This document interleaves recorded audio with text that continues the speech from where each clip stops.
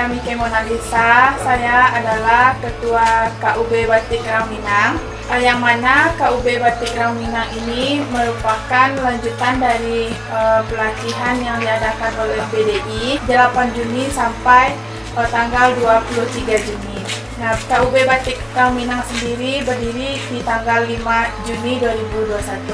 Batik Rang Minang ini berdasarkan atas kecintaan kami terhadap batik dan ingin membudayakan batik Indonesia. Batik Rang Minang memproduksi diantaranya setelan, kodek dan salendang, sajadah, kain panjang, dan sarung bantal, dan lain-lain.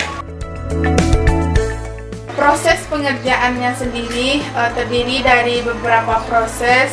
Yang pertama mendesain, yang kedua mencanting, yang ketiga mencolet ataupun pewarnaan mencolet, yang keempat mewater glass, yang kelima pelorotan, ya, dan yang terakhir pengeringan dari pelorotan.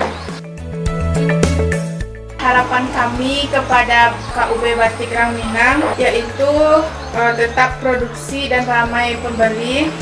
Yang kedua, yang mana Batik Rang Minang merupakan salah satu oleh-oleh khas dari Padang Panjang. Yang ketiga, Batik Rang Minang ini dikenal di Sumatera dan sebagai oleh-oleh khas dari Padang Panjang.